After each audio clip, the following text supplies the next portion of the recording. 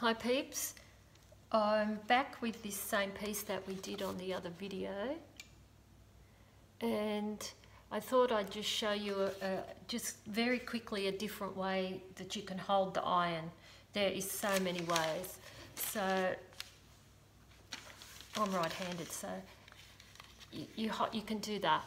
Remember before I had it like that and I was using it that way, which I can't twist my hand around, but so I had it that way. Now I'm going to use it that way, and it just gives you different shapes. I will put a bit of, I think I'll put down some clear wax, and then just put a bit of my favourite green there, and my other one, which is some light colour which doesn't show. And it just, you don't always have the paper square. Sometimes it's at an angle. Depends what you're doing. There's so much you can do. And if you're stopping, try and hold your palette flat so that the wax doesn't run around the sides. But that's okay, because I said before, I like to spend a lot of time cleaning. And I just watched the other video, and I do apologise for the noise of the paper. I didn't realise how annoying it was.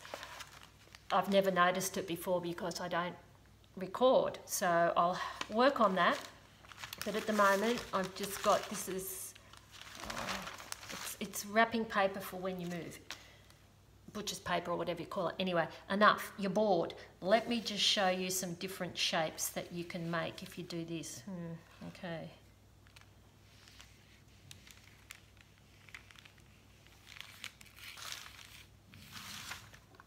And it does use up a lot of wax, so again I apologise for the loud noise. There it is. There. I usually have more than one piece of paper. There we go. And sometimes I just do that again. That's off screen, isn't it? So see the shapes that I made? You can make them into candles, you can make them into big flat cliffs. And the thing is, if you can actually overwork the paper, and if you have the iron too hot, of course it'll blister, not the iron, the artwork, because the paper's got a shiny surface on it. And when you do overwork it, you tend to lose, see the texture at the top? When you overwork things, sometimes it can get really flat. That's flat on purpose, but you can lose that. So it's very hard to know when to stop. When I first started, every single bit of the cardstock or paper was covered. Negative space is hard for me to do, and I've got a feeling that this is going to end up with no negative space as well. For the heck of it, I'll just introduce another, not that one, this colour. This is another favourite colour of mine. And I'm just going to put it in and just see. Yes, I'm actually moving the paper. I find that a bit tricky sometimes. Always have a look, wipe it off. See the pretty shape? Hang on a sec, I'll show you. Let me just unwind that and give that a clean. As I've said, my OCD, and this is really hard for me to keep going and not, oh, see, on the edge there, I've got to clean that, got to clean it, got to clean it, got to clean it. Anyway, have a look, you see that? Sometimes you end up seeing sort of distant shapes of people. Eyes is really cool. On this, I don't know, I haven't had a look yet. Let me have a look. It looks more just like a shell, really. I do spend a fair bit of time staring at them afterwards. And again, I'm just going to polish this, as it's quite flat. I think there's a bit of reflection, but let me just polish it with my silk scarf, which we won't talk about where I got that from. So just give it a polish. And there's lots of impurities in the wax that I've got now. I'm laying it around. Oh. Let me have a look. Yeah, don't burn anything. That has come up shiny, but again, I don't think you can see that. And when you move the iron as I just did, you get a flatter delivery of the wax. And yeah, there's lots of impurities in there, but I kind of like it.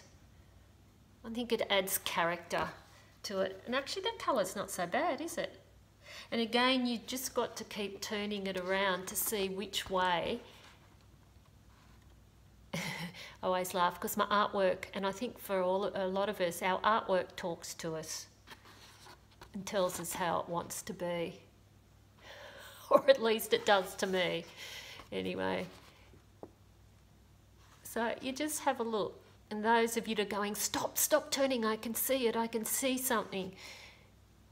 I can't see it, so I have to put it down here. So that's just another little play. And the more I look at it, the more I go, oh, I just love that. And sometimes I'll just leave it like that and then go on and create another piece. Or I'll fiddle with something here and totally ruin it. Could do that. I'll put some clear wax on so I can just move the wax. Sometimes I don't. Just trying to be professional about it, which I'm not. So I'm just going to, I know you're all going, don't touch that. Well, I'll try not to. I'll try and continue it. Oh, well, okay. And just give that a clean off. And there's, yeah, you can see, it's okay. Ooh, don't drop the iron. I'm just playing. I am just playing. Sometimes it looks good, sometimes it doesn't. I have hundreds, I think, of encaustic work that, always wait till the wax cools before you polish it as well. I mean, there's so much you could do, little scribing tools and scratch into it. You can create realistic scenes. There's a few there's another encaustic artist that I've met here, and she just does some amazing work. Hers tends to be a bit more landscapey. Yes, you can do landscapes. I have done them. So maybe there's enough, I can create enough video content to not bore anyone. But I just like this kind of stuff, just to play. And that you just get that shape because I held the iron up the other way. I am sitting down, but sometimes when I do that movement like that, I stand up and just spin it round. So that's continuing on. I probably won't play too much more with that because I think then the paper will get overworked as well, but I kind of like that. It's a little bit fun.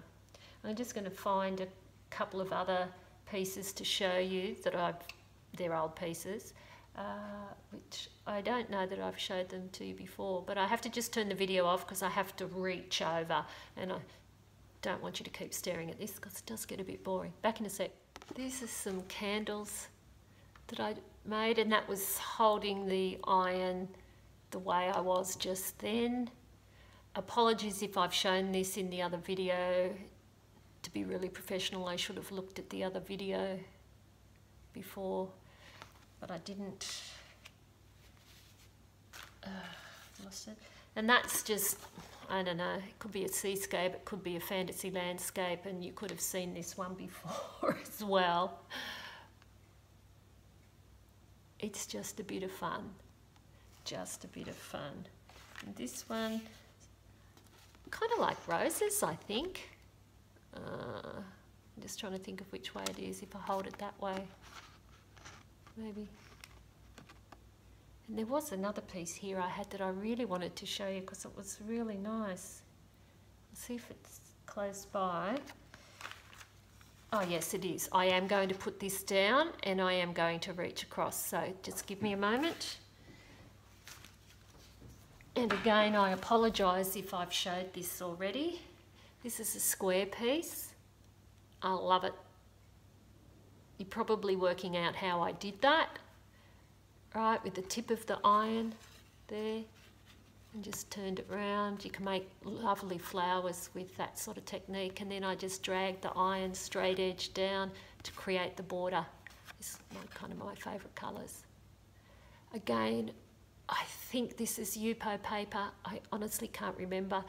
As I go through the videos, in between, I'll gather the proper information so that it can help you. But look, if you just search on YouTube encaustic art with iron, because there's all sorts of other encaustic art you can do different ways. This is what I've got. I haven't got the hot palette or anything. I'll give you something to look at so you're not bored. Oh no, don't stare at that. Stare at the candle again. Yeah, you can, there's different ways to do encaustic. This is the way that I like. Because when the kids were younger, it was all the time I could get just to do something quick and keep the kids away from the iron, of course. And I will get another piece of paper towel and go around the edges. See, because even when it sort of looks clean, it's not.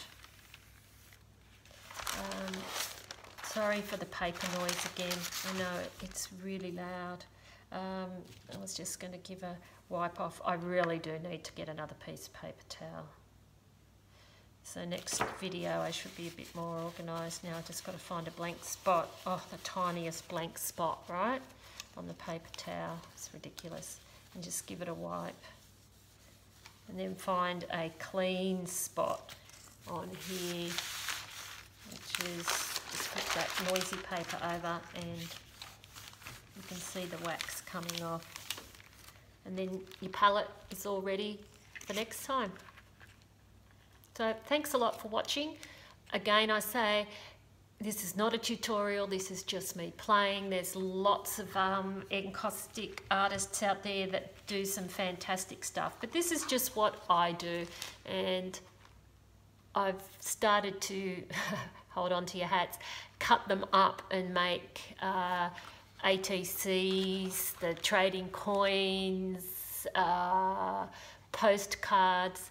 I'm really unsure of what else I can do because it's so textural, things don't stick, and it's just so different to the junk journaling stuff that we've all been doing in ATCs.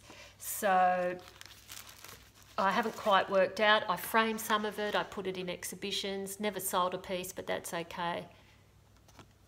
This is just a different coloured one, just to show you something while I'm talking. So thanks for watching. Don't forget that I have a 100 plus subby giveaway. There's not a lot of videos on my channel, so you'll be able to find it really easy by just looking at the description of it. You do need to be a subscriber, so please subscribe, hit the bell for the notifications, and just say that you want to be in the draw, and just tell me how you found my channel or how we met. Thanks a lot. Good luck to everyone. It's drawn on the 19th of September. Thanks a lot. Bye.